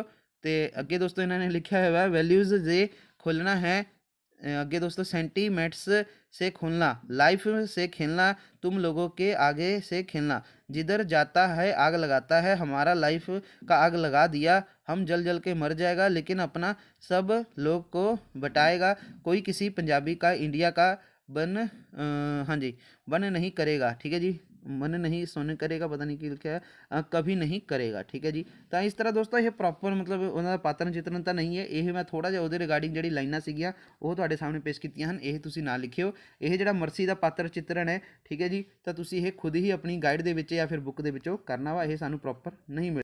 ਅੱਗੇ ਦੋਸਤੋ ਤੁਹਾਡਾ 10ਵਾਂ ਪ੍ਰਸ਼ਨ ਵਾਰਤਾਲਾਪ ਪ੍ਰਸ਼ਨ ਹੈ। ਠੀਕ ਹੈ ਜੀ, ਤਾਂ ਦੇਖੋ ਕੀ ਹੈ, ਨਹੀਂ ਤੂੰ ਭੁਲੇਖੇ ਵਿੱਚ ਰਿਹਾ। ਠੀਕ ਹੈ ਜੀ, ਆ ਵੀ ਅਸੀਂ ਲੱਭ ਲਿਆ ਵਾ, ਇਹਦੇ ਪ੍ਰਸ਼ਨ ਆਹ ਰਹੇ ਨੇ, ਇਹ ਪੜ੍ਹ ਕੇ ਤੁਸੀਂ ਆਨਸਰ ਦੇਣਾ ਵਾ। ਤਾਂ ਦੇਖੋ ਅਸੀਂ ਇਸ ਨੂੰ ਪਹਿਲਾਂ ਹੀ ਲੱਭ ਲਿਆ ਵਾ, ਆ ਰਿਹਾ ਆਹੀ ਹੈ ਨਾ ਤੁਹਾਡਾ, ਨਹੀਂ ਤੂੰ ਭੁਲੇਖੇ ਵਿੱਚ ਰਿਹਾ ਹੈ। ਅਸ਼ੋਕ ਅਕਬਰ ਵਾਂਗ ਲੋਕਾਂ ਦੇ ਦਿਲਾਂ ਨੂੰ ਜਿੱਤਣ ਨਾਲ ਰਾਜ ਦੀਆਂ ਨੀਹਾਂ ਪੱਕੀਆਂ ਹੁੰਦੀਆਂ। ਠੀਕ ਹੈ ਜੀ, ਸਿੱਖ ਮਰਾਠੇ ਰਾਜਪੂਤ ਤੇ ਜਿਹੜੇ ਹੈਗੇ ਆਪਣੇ ਸੰਤ ਸਾਧੂ ਸੀਆਂ ਸੂਫੀ ਕਾਲ ਹਿੰਦੂ ਜਾਤੀ ਤੇਰੀ हुकूमत तो दुखी है। ठीक है जी, तो आही ਤੁਹਾਡਾ सेम है, ਤੁਸੀਂ ਆਹ ਚਾਹੇ ਮਿਲਾ ਵੀ ਲਓ, ਦੁਖੀ ਆ ਦੇਖੋ। ਤਾਂ ਇਹ ਸ਼ਬਦ ਕਿਸ ਨੇ ਕਿਸ ਨੂੰ ਅਤੇ ਕਦੋਂ ਕਹੇ। ਠੀਕ ਹੈ, ਤਾਂ ਦੇਖੋ ਆਨਸਰ ਇਹ ਵਾਕ ਜਿਹੜੇ ਹੈਗੇ ਆ, ਇਹ ਵਾਕ ਕਿਸ ਨੇ ਕਿਸ ਨੂੰ ਕਹੇ, ਤਾਂ ਇਹ ਤੁਹਾਡਾ ਪ੍ਰਸ਼ਨ ਸੀਗਾ। ਠੀਕ ਹੈ ਜੀ, ਤਾਂ ਇਹ ਜਿਹੜੇ ਹੈਗੇ ਆ ਵਾਕ ਆਵਾਜ਼ ਨੇ ਔਰੰਗਜ਼ੇਬ ਨੂੰ ਕਹੇ। ਠੀਕ ਹੈ, ਤੇ ਹੋਰ ਵੀ ਇਹਦੇ ਨਾਲ ਪੁੱਛਿਆ ਹੋਇਆ ਸੀਗਾ ਕਿ ਹਾਂਜੀ ਇਹ ਲੋਕਾਂ ਦੇ ਦਿਲਾਂ ਨਾਲ ਲਿਖੋ ਇਕਾਂਗੇ ਵਿੱਚੋਂ ਹਨ। ਠੀਕ ਹੈ ਜੀ, ਤਾਂ ਇਹ ਜਿਹੜਾ ਹੈਗਾ ਤੁਹਾਡਾ ਆਨਸਰ ਹੋ ਗਿਆ। ਉਸ ਤੋਂ ਬਾਅਦ ਦੋਸਤੋ ਕੀ ਹੈ, ਅਸ਼ੋਕ ਤੇ ਅਕਬਰ ਨੇ ਆਪਣੇ ਰਾਜ ਦੀਆਂ ਨੀਹਾਂ ਜਿਹੜੀਆਂ ਹੈਗੀਆਂ ਨੇ ਕਿਵੇਂ ਪੱਕੀਆਂ ਕੀਤੀਆਂ ਹਨ। ਠੀਕ ਹੈ, ਤਾਂ ਦੇਖੋ ਇਹਦੇ ਵਿੱਚ ਇਹ ਪ੍ਰਸ਼ਨ ਹੈਗਾ ਕਿ ਨਹੀਂ। ਹਾਂਜੀ ਇਹਦੇ ਵਿੱਚ ਆ ਪ੍ਰਸ਼ਨ ਤਾਂ ਹੈ ਨਹੀਂ, ਬਟ ਤਾਂ ਦੋਸਤੋ ਦੇਖੋ ਇਹਨਾਂ ਦੇ ਜਿਹੜੇ ਪ੍ਰਸ਼ਨ ਦੇ ਆਨਸਰ ਨੇ ਦੋਨੋਂ ਦੇ, ਇਹਨਾਂ ਦੇ ਇਹਦੇ ਵਿੱਚ ਆਨਸਰ ਤਾਂ ਦਿੱਤੇ ਨਹੀਂ ਹੋਏ, ਬਟ ਦੋਸਤੋ ਚਲੋ ਆਪਾਂ ਇਸ ਦੀ ਲੱਭਣ ਦੀ ਕੋਸ਼ਿਸ਼ ਕਰਦੇ ਹਾਂ। ਤਾਂ ਦੇਖੋ ਇਹਦੇ ਵਿੱਚ ਲਿਖਿਆ ਹੈ ਅਸ਼ੋਕ ਤੇ ਅਕਬਰ ਨੇ ਆਪਣੇ ਰਾਜ ਦੀ ਨੀਹਾਂ ਜਿਹੜੀਆਂ ਹੈਗੀਆਂ ਨੇ ਕਿਵੇਂ ਪੱਕੀਆਂ ਕੀਤੀਆਂ ਸਨ। ਤਾਂ ਇਹਦਾ ਆਨਸਰ ਇਹ ਲਿਖ ਸਕਦੇ ਹਾਂ ਕਿ ਲੋਕਾਂ ਦੇ ਦਿਲ ਜਿੱਤ ਕੇ। ਠੀਕ ਹੈ ਜੀ, ਤੇ ਅੱਗੇ ਹੈ ਆਪਣਾ ਔਰੰਗਜ਼ੇਬ ਦੀ ਜਿਹੜਾ ਹੈਗਾ ਵਾ ਹਕੂਮਤ, ਜਿਵੇਂ ਕਿ ਆ ਦੇਖ ਲਓ ਇਹਨਾਂ ਨੇ ਵੀ ਇੱਥੇ ਲਿਖਿਆ ਹੋਇਆ ਨਾ ਦਿਲ ਜਿੱਤ ਕੇ। ਠੀਕ ਹੈ ਜੀ, ਕਿਹਨਾਂ ਲੋਕਾਂ ਦਾ ਦਿਲ ਜਿੱਤ ਕੇ ਰਾਜ ਕੀਤਾ ਸੀ। ਤਾਂ ਦੋਸਤੋ ਇਹ ਜਿਹੜਾ ਹੈਗਾ ਵਾ ਅਸ਼ੋਕ ਤੇ ਅਕਬਰ ਨੇ। ਠੀਕ ਹੈ ਜੀ, ਇਹਦੇ ਵਿੱਚ ਵੀ ਗੱਲ ਬਣ ਰਹੀ ਆ ਇਹਦੇ ਰਿਲੇਟਡ। ਠੀਕ ਹੈ ਜੀ, ਤਾਂ ਇਸ ਲਈ ਦੋਸਤੋ ਇਹਦਾ ਆਨਸਰ ਜਿਹੜਾ ਹੈਗਾ ਵਾ ਆਹੀ ਆ, ਲੋਕਾਂ ਦੇ ਦਿਲ ਜਿੱਤ ਕੇ। ਅੱਗੇ ਹੈ ਦੋਸਤੋ ਕਿ ਔਰੰਗਜ਼ੇਬ ਦੀ ਹਕੂਮਤ ਤੋਂ ਦੁਖੀ ਕਿਹੜੇ ਲੋਕਾਂ ਦਾ ਜ਼ਿਕਰ ਕੀਤਾ ਗਿਆ ਹੈ। ਤਾਂ ਦੋਸਤੋ ਇਹਦੇ ਵਿੱਚ ਆ ਜਾਏਗਾ ਸਿੱਖ ਮਰਾਠੇ ਰਾਜਪੂਤ ਸੰਤ ਸਾਧੂ ਸੀਆ ਸੂਫੀ ਕੁੱਲ ਹਿੰਦੂ ਜਾਤੀ, ਇਹ ਆ ਜਾਏਗਾ। ਠੀਕ ਹੈ ਜੀ, ਤਾਂ ਇਹ ਤੁਹਾਡਾ ਜਿਹੜਾ ਹੈਗਾ ਵਾ ਦੁਖੀ ਹੋਏ, ਤੇਰੀ ਹਕੂਮਤ ਤੋਂ ਦੁਖੀ ਹੈ, ਇਹਦਾ ਆਨਸਰ ਇਹ ਵਾਲਾ ਹੋ ਜਾਏਗਾ। ਅੱਗੇ ਹੈ ਦੋਸਤੋ ਮੈਨੂੰ ਪਹਿਲਾਂ ਹੀ ਸ਼ੱਕ ਸੀ, ਉਹ ਮੇਰੇ ਨਾਲ ਅੱਖਾਂ ਨਹੀਂ ਮਿਲ ਸਕਣਗੇ, ਉਹਨਾਂ ਦੀ ਜਿਹੜੀ ਹੈਗਾ ਸ਼ਰਾਫਤ ਦਾ ਜਿਹੜਾ ਹੈਗਾ ਵਾ ਚੁੰਗਲ ਮਾਟਾ ਪਾਟ ਜੋ ਜਾਣਾ ਹੋਇਆ, ਤੇ ਫਿਰ ਮੈਂ ਵੀ ਪਾਣੀ ਰਿੜਕ ਕੇ ਕੀ ਲੈਣਾ, ਨੀਟੂ ਬਾਰੇ ਤੁਸੀਂ ਪੁੱਛ ਲੈਣਾ, ਉਹ ਝੋਲੀ ਪਾਉਂਦੇ ਨੇ ਜਾਂ ਨਹੀਂ। ਠੀਕ ਹੈ, ਤਾਂ ਇਹ ਵੀ ਜਿਹੜਾ ਹੈਗਾ ਅਸੀਂ ਲੱਭ ਲਿਆ ਹੈ। ਆ ਦੇਖੋ ਦੋਸਤੋ ਮੈਨੂੰ ਪਹਿਲਾਂ ਵੀ ਸ਼ੱਕ ਸੀ। ਠੀਕ ਹੈ ਜੀ, ਤੇ ਅਜੇ ਵੀ ਉਹ ਕੱਲ ਵੀ ਹੈ। ਠੀਕ ਹੈ ਜੀ, ਅੱਜ ਵੀ ਇਹ ਕੱਲ ਵੀ, ਆਹੀ ਲਾਈਨ ਲਿਖੀ ਹੋਈ ਹੈ ਨਾ, ਅੱਜ ਵੀ ਕੱਲ ਵੀ, ਤਾਂ ਇੱਥੇ ਲਿਖੀ ਤਾਂ ਨਹੀਂ ਹੁੰਦੀ, ਉਹ ਝੋਲੀ ਪਾਉਂਦੇ ਨੇ ਜਾਂ ਨਹੀਂ, ਆਹ ਗੱਲ ਲਾਈਨ ਹੋਣੀ ਹੈ ਇੱਥੇ ਪੱਕਾ। ਹਾਂਜੀ ਆਹ ਦੇਖੋ ਉਹ ਝੋਲੀ ਪਾਉਂਦੇ ਨੇ ਜਾਂ ਨਹੀਂ, ਇੱਥੇ ਤੱਕ ਲਿਖਿਆ ਹੋਇਆ ਵਾ। ਤਾਂ ਦੋਸਤੋ ਚਲੋ ਆਪਾਂ ਪ੍ਰਸ਼ਨ ਦੇਖਦੇ ਹਾਂ ਸਿੱਧਾ ਕੀ ਹੈ, ਇਹ ਸ਼ਬਦ ਕਿਸ ਨੇ ਕਿਸ ਨੂੰ ਅਤੇ ਕਦੋਂ ਕਹੇ। ਠੀਕ ਹੈ, ਤਾਂ ਇੱਥੇ ਦੋਸਤੋ ਜਿਹੜਾ ਹੈਗਾ ਵਾ ਇਹ ਸ਼ਬਦ ਕਿਹੜੀ ਇਕਾਂਗੀ ਦੇ ਵਿੱਚ, ਇਹ ਸ਼ਬਦ ਕਿਸ ਨੇ ਕਿਸ ਨੂੰ ਕਦੋਂ ਕਹੇ। ਤਾਂ ਇਹ ਦੇਖੋ ਆਨਸਰ ਇਹਦਾ ਹੈ, ਇਹ ਸ਼ਬਦ ਸ਼ਰਨਜੀਤ ਨੇ ਜਿਹੜਾ ਹੈਗਾ ਬਲਦੇਵ ਢਿੱਲੋਂ ਨੂੰ ਉਦੋਂ ਕਹੇ ਜਦੋਂ ਉਹ ਦੱਸਦਾ ਹੈ ਕਿ ਬਾਜਵਾ ਦੇ ਇੰਗਲੈਂਡ ਆਉਣ ਬਾਰੇ ਸੁਣ ਕੇ ਜਿਹੜਾ ਹੈਗਾ ਉਹ ਕਿੰਨੇ ਗੁੱਸੇ ਵਿੱਚ ਹੈ। ਇਹ ਤੁਹਾਡਾ ਪਹਿਲਾ ਪ੍ਰਸ਼ਨ ਦਾ ਆਨਸਰ ਹੋ ਗਿਆ। ਅੱਗੇ ਹੈ ਦੂਸਰਾ ਪ੍ਰਸ਼ਨ, ਸ਼ਰਨਜੀਤ ਨੂੰ ਬਾਜਵੇ 'ਤੇ ਕੀ ਸ਼ੱਕ ਸੀ। ਠੀਕ ਹੈ, ਤਾਂ ਸ਼ਰਨਜੀਤ ਨੂੰ ਜਿਹੜਾ ਹੈਗਾ ਵਾ ਬਾਜਵੇ 'ਤੇ ਕੀ ਸ਼ੱਕ ਸੀ। ਦੇਖੋ ਸ਼ਰਨਜੀਤ ਨੂੰ ਬਾਜਵੇ 'ਤੇ ਕੀ ਸ਼ੱਕ ਸੀ, 1V ਯਾਨੀ ਕਿ ਦੇਖੋ ਸ਼ਰਨਜੀਤ ਨੂੰ ਸ਼ੱਕ ਸੀ ਕਿ ਉਸ ਦਾ ਪਤੀ ਬਾਜਵਾ ਉਸ ਨੂੰ ਦੇਖ ਨਹੀਂ ਸਿਖਾਏਗਾ ਅਤੇ ਉਹ ਉਸ ਨੂੰ ਮਾਰਨ ਤੱਕ ਜਾ ਸਕਦਾ ਹੈ। ਇਹ ਤੁਹਾਡਾ ਆਨਸਰ ਹੋ ਗਿਆ। ਅੱਗੇ ਦੋਸਤੋ ਇਹ ਸ਼ਬਦ ਕਿਸ ਇਕਾਂਗੀ ਵਿੱਚੋਂ ਲਏ ਗਏ ਹਨ। ਤਾਂ ਇਹਦਾ ਆਨਸਰ ਦੇਖ ਲੈਂਦੇ ਹਾਂ, ਇਹ ਸ਼ਬਦ ਕਿਸ ਇਕਾਂਗੀ ਦੇ ਵਿੱਚੋਂ ਲਏ ਗਏ ਹਨ। ਆ ਦੇਖੋ ਇਕਾਂਗੀ ਦਾ ਨਾਂ ਜਾਂ ਫਿਰ ਇਹ ਸ਼ਬਦ ਕਿਹੜੇ ਇਕਾਂਗੀ ਵਿੱਚੋਂ ਹਨ। ਤਾਂ ਦੋਸਤੋ ਜਿਹੜਾ ਹੈਗਾ ਵਾ ਇਹ ਸਮੁੰਦਰ ਪਾਰ ਇਕਾਂਗੀ ਦੇ ਵਿੱਚੋਂ ਲਏ ਗਏ ਹਨ। ਠੀਕ ਹੈ ਜੀ, ਤਾਂ ਇਹ ਜਿਹੜਾ ਹੈਗਾ ਵਾ ਕਿਸ ਇਕਾਂਗੀ ਵਿੱਚੋਂ ਲਏ ਗਏ ਹਨ, ਸਮੁੰਦਰ ਪਾਰ ਇਕਾਂਗੀ ਦੇ ਵਿੱਚੋਂ ਲਏ ਗਏ ਹਨ। ਅੱਗੇ ਦੋਸਤੋ ਤੁਹਾਡਾ ਨਾਵਲ ਦੇ ਵਿੱਚੋਂ ਜਿਹੜਾ ਹੈਗਾ ਪਾਤਰ ਚਿੱਤਰਨ, ਠੀਕ ਹੈ, 150 ਸ਼ਬਦਾਂ ਦੇ ਵਿੱਚ ਕਰਨਾ ਵਾ, ਤਾਂ 5 ਨੰਬਰ ਦੀ ਇਹ ਤੁਹਾਨੂੰ ਆਉਣੀ ਆ। ਤਾਂ ਚਲੋ ਦੋਸਤੋ ਸਭ ਤੋਂ ਪਹਿਲਾਂ ਦੇਖੋ ਫੁੰਮਣ ਦਾ ਤੇ ਜਿਹੜਾ ਹੈਗਾ ਵਾ ਤਾਰੋ ਤੇ ਜਿਹੜਾ ਹੈਗਾ ਆਪਣਾ ਫੁੰਮਣ ਦਾ ਪਾਤਰ ਚਿੱਤਰਨ। ਦੇਖੋ ਤਾਰੋ ਇੱਕ ਹੋਰ ਨਵਾਂ ਸਾਲ ਨਾਵਲ ਦੇ ਮੁੱਖ ਪਾਤਰ ਬੰਤੇ ਦੀ ਪਤਨੀ ਹੈ, ਉਸਦੇ 3 ਬੱਚੇ ਹਨ। ਠੀਕ ਹੈ ਜੀ, ਮੁੰਡਾ ਫੁੰਮਣ ਹੈ ਤੇ 2 ਧੀਆਂ ਹਨ। ਠੀਕ ਹੈ ਜੀ, ਉਹ ਬੰਤੇ ਦੀ ਮਾਮੀ ਦੀ ਭਤੀਜੀ ਸੀ। ਜਦੋਂ ਉਹ ਵਿਆਹੀ ਆਈ ਸੀ ਤਾਂ ਉਦੋਂ ਉਹ ਬਹੁਤ ਹੀ ਸੋਹਣੀ ਸੀ। ਉਸ ਦਾ ਮੂੰਹ ਵੀ ਜਿਹੜਾ ਹੈਗਾ ਭੋਲਾ ਭਾਲਾ ਸੀ। ਸਹੁਰੇ ਘਰ ਵਿੱਚ ਉਸ ਦੀ ਜਿਹੜੀ ਹੈਗੀ ਆਪਣੀ ਸੱਸ ਨਾਲ ਨਹੀਂ ਸੀ ਬਣਦੀ, ਜਿਸ ਕਰਕੇ ਉਹ ਅਲੱਗ ਪਿੰਡ ਵਿੱਚ ਰਹਿੰਦੀ ਹੈ। ਫੁੰਮਣ ਨੂੰ ਜਨਮ ਦੇਣ ਮਗਰੋਂ ਉਸ ਦੀ ਜਿਹੜੀ ਹੈਗੀ ਸਿਹਤ ਖਰਾਬ ਰਹਿਣ ਲੱਗਦੀ ਸੀ, ਜਿਸ ਦਾ ਉਸ ਦੇ ਪਤੀ ਬੰਤੇ ਨੂੰ ਫਿਕਰ ਰਹਿੰਦਾ ਸੀ। ਅਸਲ ਵਿੱਚ ਉਹ ਸਹੁਰੇ ਘਰ ਆ ਕੇ ਉਸ ਨੂੰ ਇਸ ਗੱਲ ਦਾ ਸਦਮਾ ਲੱਗਾ ਸੀ ਕਿ ਉਸ ਦੇ ਸੱਸ ਨੇ ਉਸ ਦੇ ਦਾਜ ਵਾਲੇ ਟਰੰਕ ਵਿੱਚੋਂ ਕੱਪੜੇ ਕੱਢ ਕੇ ਆਪਣੀ ਧੀਆਂ ਨੂੰ ਦਿੱਤੇ ਸਨ। ਉਸ ਨੂੰ ਬੰਤੇ ਦੇ ਸਿਰ ਚੜੇ ਕਰਜ਼ੇ ਦਾ ਵੀ ਦੁੱਖ ਤੇ ਰੋਸ ਸੀ। ਇਸ ਗੱਲ ਤੋਂ ਹੋਈ ਖੈਬੜ ਦੇ ਸਿੱਟੇ ਵਜੋਂ ਇੱਕ ਵਾਰ ਬੰਤੇ ਨੇ ਉਸ ਦੇ 2-3 ਤੱਫੇ ਵੀ ਮਾਰ ਦਿੱਤੇ ਸਨ। ਇਸ ਘਟਨਾ ਨੂੰ ਉਸਨੇ ਇੰਨਾ ਮਨ ਉੱਤੇ ਲਾਇਆ ਕਿ ਮਗਰੋਂ ਬੰਤੇ ਨੇ ਉਸਦੇ ਕਦੇ ਚਿਹਰੇ ਉੱਤੇ ਖੁਸ਼ੀ ਨਾ ਦੇਖੀ। ਬੰਤੇ ਨੂੰ ਜਾਪਦਾ ਹੈ ਕਿ ਜਿਵੇਂ ਕਿ ਉਸ ਨੂੰ ਕਦੇ ਮਾਫ ਨਹੀਂ ਕੀਤਾ। ਉਹ ਚੁੱਪਚਾਪ ਰਹਿੰਦੀ ਹੈ ਤੇ ਬੰਤਾ ਇਸ ਦਾ ਮੁੱਖ ਕਾਰਨ ਘਰ ਦੀ ਗਰੀਬੀ ਸਮਝਦਾ ਹੈ। ਉਂਝ ਉਹ ਇੱਕ ਜ਼ਿੰਮੇਵਾਰ ਔਰਤ ਦੀ ਫਰਜ਼ ਨਿਭਾਉਂਦੀ ਹੋਈ 3 ਬੱਚੇ ਪਾਲਣ ਤੋਂ ਇਲਾਵਾ ਸਕੂਲ ਮਾਸਟਰ ਦੇ ਘਰ ਜਾ ਕੇ ਜਿਹੜੀ ਹੈਗੀ ਹੈ ਕੰਮ ਕਰਦੀ ਹੈ ਤੇ ਕੁਝ ਕਮਾ ਕੇ ਲਿਆਉਂਦੀ ਹੈ। ਉਹ ਬੰਤੇ ਦੇ ਰੋਕਣ ਦੇ ਬਾਵਜੂਦ ਵੀ ਇਹ ਕੰਮ ਛੱਡਣ ਲਈ ਰਾਜੀ ਨਹੀਂ ਹੈ ਸੀ। ਠੀਕ ਹੈ ਜੀ, ਉਂਝ ਉਹ ਆਪਣੇ ਪਤੀ ਬੰਤੇ ਵੱਲ ਬੇਪਰਵਾਹੀ ਜਿਹੜਾ ਹੈਗਾ ਵਾ ਬੇਪਰਵਾਹੀ ਨਹੀਂ ਵਰਤਦੀ ਤੇ ਸਗੋਂ ਉਸ ਦਾ ਜਿਹੜਾ ਹੈਗਾ ਥਕੇਵਾ ਲਾਉਣ ਲਈ ਉਸ ਦੀਆਂ ਲੱਤਾਂ ਘੁੱਟਦੀ ਹੈ। ਅੱਗੇ ਹੈ ਆਪਣਾ ਫੁੰਮਣ ਦਾ ਪਾਤਰ ਚਿੱਤਰਨ। ਆਹੀ ਤੁਹਾਡੇ ਨੂੰ ਪੁੱਛਿਆ ਹੈ ਨਾ, ਫੁੰਮਣ। ਆ ਦੇਖੋ, ਤਾਂ ਦੇਖੋ ਫੁੰਮਣ ਦਾ ਕੀ ਹੈ, ਤਾਂ ਫੁੰਮਣ ਦਾ ਚਰਿੱਤਰ ਚਿੱਤਰਨ। ਫੁੰਮਣ ਇੱਕ ਹੋਰ ਨਵਾਂ ਸਾਲ ਨਾਵਲ ਦਾ ਇੱਕ ਗੌਣ ਪਾਤਰ ਹੈ। ਇਸ ਨਾਵਲ ਦੇ ਮੁੱਖ ਪਾਤਰ ਬੰਤੇ ਅਤੇ ਉਸ ਦੀ ਪਤਨੀ ਦਾ ਵੱਡਾ ਪੁੱਤਰ ਹੈ। ਉਸ ਦੀਆਂ 2 ਛੋਟਾ ਭੈਣਾਂ ਵੀ ਹਨ। ਉਹ ਜਿਹੜਾ 3ਜੀ ਜਮਾਤ ਵਿੱਚ ਪੜ੍ਹਦਾ ਹੈ। ਮਾਂ-ਬਾਪ ਦੀਆਂ ਆਸਾਂ ਦਾ ਕੇਂਦਰ। ਫੁੰਮਣ ਹੋਰਨਾਂ ਬੱਚਿਆਂ ਵਾਂਗ ਹੀ ਆਪਣੇ ਮਾਂ-ਬਾਪ ਦੀਆਂ ਆਸਾਂ ਦਾ ਕੇਂਦਰ ਹੈ। ਇਸ ਕਰਕੇ ਹੀ ਬੰਤਾ ਉਸ ਨੂੰ ਖੂਬ ਪੜ੍ਹਾਉਣਾ ਚਾਹੁੰਦਾ ਹੈ। ਉਹ ਨਹੀਂ ਚਾਹੁੰਦਾ ਕਿ ਉਸ ਵਾਂਗ ਅਨਪੜ੍ਹ ਰਹੇ ਅਤੇ ਰਿਕਸ਼ਾ ਚਲਾਵੇ। ਉਹ ਆਸ ਕਰਦਾ ਹੈ ਕਿ ਪੜ੍ਹੇ ਲਿਖੇ ਉਹ ਚੰਗਾ ਕੰਮ ਕਰੇ, ਜਿਸ ਨਾਲ ਉਸ ਦੀ ਗਰੀਬੀ ਕੱਟੀ ਜਾਵੇ। ਪੜ੍ਹਾਈ ਵਿੱਚ ਰੁਚੀ ਰੱਖਣ ਵਾਲਾ। ਫੁੰਮਣ ਜਿਹੜਾ ਹੈਗਾ ਪੜ੍ਹਨ ਲਿਖਣ ਵਿੱਚ ਰੁਚੀ ਲੈਣ ਵਾਲਾ ਜਾਪਦਾ ਹੈ। ਜਦੋਂ ਬੰਤਾ ਦੁਪਹਿਰੇ ਘਰ ਆਉਂਦਾ ਹੈ ਤਾਂ ਉਸ ਦੇ ਅੱਗੇ ਆਪਣੀ ਕਿਤਾਬ ਰੱਖ ਕੇ ਉਸ ਨੂੰ ਪੜ੍ਹਾਉਣ ਲਈ ਕਹਿੰਦਾ ਹੈ। ਠੀਕ ਹੈ, ਤੇ ਅੱਗੇ ਹੈ ਦੋਸਤੋ ਘੋਖੀ ਤੇ ਜਗਿਆਸੂ ਰੁਚੀ ਵਾਲਾ। ਫੁੰਮਣ ਦੀ ਪੜ੍ਹਨ ਵਿੱਚ ਰੁਚੀ ਹੀ ਨਹੀਂ ਸਗੋਂ ਨਵੀਆਂ ਗੱਲਾਂ ਨੂੰ ਸਮਝਣ ਦੀ ਜਗਿਆਸਾ ਵੀ ਹੈ। ਉਹ ਬੰਤੇ ਨੂੰ ਮਹਾਨ ਰਿਸ਼ੀ ਮੁਨੀ, ਮਾਨ ਘੁਮੰਡ, ਲੋਕ ਰਾਜ, ਗਰੀਬੀ, ਪਰਨ ਤੇ ਬਲ ਆਦਿ ਦਾ ਮਤਲਬ ਪੁੱਛਦਾ ਹੈ। ਇਸ ਦੇ ਜਗਿਆਸੀ ਰੁਚੀ ਕਾਰਨ ਹੀ ਬੰਤੇ ਤੋਂ ਬਾਤ ਸੁਣਨ ਲਈ ਦੇਰ ਰਾਤ ਤੱਕ ਜਗਦਾ ਰਹਿੰਦਾ ਹੈ ਤੇ ਫਿਰ ਬੰਤੇ ਨੂੰ ਪੁੱਛਦਾ ਹੈ ਕਿ ਨਵਾਂ ਸਾਲ ਕੀ ਹੁੰਦਾ ਹੈ। ਉਹ ਕਿਉਂ ਨਹੀਂ ਇਸ ਦਿਨ ਲੋਕਾਂ ਵਾਂਗ ਖੂਬ ਖਾਂਦੇ ਪੀਂਦੇ ਤੇ ਨੱਚਦੇ ਕੁੱਦਦੇ। ਹਾਜ਼ਰ ਜਵਾਬ। ਉਹ ਬੇਸ਼ੱਕ ਬੱਚਾ ਹੈ ਪਰ ਉਸ ਦੀ ਗੱਲ ਵਿੱਚ ਹਾਜ਼ਰ ਜਵਾਬੀ ਤੇ ਦਲੀਲੀ ਹੈ। ਜਦੋਂ ਬੰਤਾ ਬਾਤ ਸੁਣਨ ਤੋਂ ਬਚਣ ਲਈ ਕਹਿੰਦਾ ਹੈ ਕਿ ਅੱਜ ਕੱਲ੍ਹ ਰਾਜੇ ਦੇ ਬੇਟੇ ਨਹੀਂ ਹੁੰਦੇ ਤਾਂ ਉਹ ਇੱਕਦਮ ਕਹਿੰਦਾ ਹੈ, ਹੁੰਦਾ ਹੈ, ਤੂੰ ਝੂਠ ਆਨੇ, ਬੀਬੀ ਮੈਨੂੰ ਕਹਿੰਦੀ ਹੈ ਰਾਜਾ ਬੇਟਾ। ਠੀਕ ਹੈ ਜੀ, ਕਹਿੰਦੀ ਹੁੰਦੀ ਹੈ ਰਾਜਾ ਬੇਟਾ। ਹਾਸ ਰਸ ਪੈਦਾ ਕਰਨ ਵਾਲਾ। ਉਸ ਦੀ ਕੋਖੀ ਰੁਚੀ ਤੇ ਹਾਜ਼ਰ ਜਵਾਬੀ ਨਾਲ ਜਿਹੜਾ ਹੈਗਾ ਨਾਵਲ ਵਿੱਚ ਹਾਸ ਰਸ ਪੈਦਾ ਕਰਦਾ ਹੈ। ਠੀਕ ਹੈ ਜੀ, ਤਾਂ ਇਹ ਤੁਹਾਡਾ ਜਿਹੜਾ ਹੈਗਾ ਪੂਰਾ ਦਾ ਪੂਰਾ ਪੇਪਰ ਕੰਪਲੀਟ ਕਰਤਾ। ਇਸ ਤੋਂ ਬਾਅਦ ਕੁਝ ਵੀ ਨਹੀਂ ਹੈਗਾ। ਥੱਲੇ ਸਾਰਾ ਦਾ ਸਾਰਾ ਪੇਪਰ ਅਸੀਂ ਤੁਹਾਡੇ ਸਾਹਮਣੇ ਜਿਹੜਾ ਹੈਗਾ ਸੋਲਵ ਕਰਕੇ ਪੇਸ਼ ਕਰ ਦਿੱਤਾ। ਠੀਕ ਹੈ ਜੀ, ਇਸ ਤੋਂ ਬਾਅਦ ਸਾਰਾ ਤੁਹਾਡਾ ਪੇਪਰ ਖਤਮ ਹੋ ਗਿਆ, ਜੋ ਕਿ ਕਲਾਸ 10ਵੀਂ ਦਾ ਪੰਜਾਬੀ ਏ ਦਾ ਇੱਕ ਇਹ ਪੇਪਰ ਸੀਗਾ ਪ੍ਰੀ ਬੋਰਡ ਦਾ। ਅਸੀਂ ਸੋਲਵ ਕਰਕੇ ਤੁਹਾਡੇ ਸਾਹਮਣੇ ਪੇਸ਼ ਕਰ ਦਿੱਤਾ ਹੈ, ਪੰਜਾਬੀ ਏ 10ਵੀਂ ਜਮਾਤ ਪ੍ਰੀ ਬੋਰਡ ਦਾ। ਓਕੇ ਦੋਸਤੋ, ਅਗਰ ਤੁਹਾਡੀ ਕੋਈ ਕੁਐਰੀ ਹੈ ਤੁਸੀਂ ਮੈਨੂੰ ਇੰਸਟਾਗ੍ਰਾਮ 'ਤੇ ਮੈਸੇਜ ਕਰ ਸਕਦੇ ਹੋ। ਇੰਸਟਾ ਆਈਡੀ ਦਾ ਲਿੰਕ ਡਿਸਕ੍ਰਿਪਸ਼ਨ ਬਾਕਸ ਦੇ ਵਿੱਚ ਹੈ। ਆਲ ਦਾ ਬੈਸਟ ਤੁਹਾਡੇ ਐਗਜ਼ਾਮ ਦੇ ਲਈ।